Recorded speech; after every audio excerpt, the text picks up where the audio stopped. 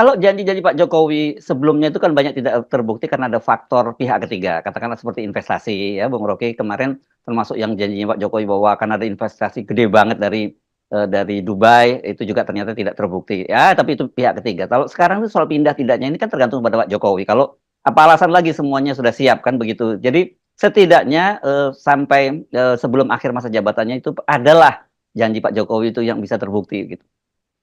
Kan kemarin ditanya wartawan, Jokowi bilang sudah tapi belum, belum tapi Ya, sudah. Sekarang sudah tapi sudah, itu kan. ya. Kan Jokowi cuma tanya, emang airnya udah ada? Sekarang Pak Basuki bilang airnya sudah tersedia Pak Jokowi.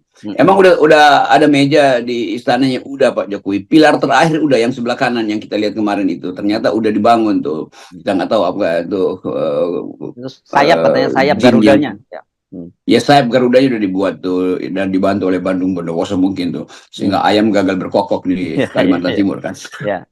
Tapi sekali lagi ini soal serius, Pak Jokowi segera pindah supaya Pak Prabowo juga bersiap-siap untuk menempati istana itu nanti.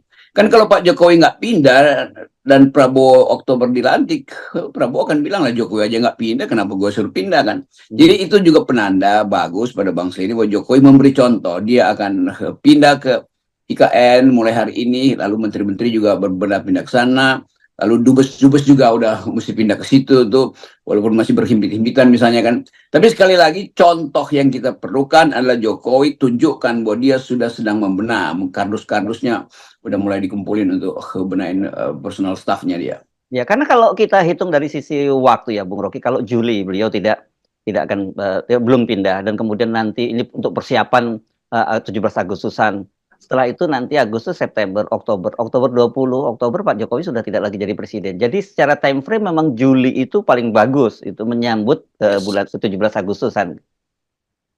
Kan memang itu mimpi Pak Jokowi dari awal adalah dia harus merasakan berkantor Ya, sebagai presiden. Jadi ini ya, kesempatan emas dia tuh.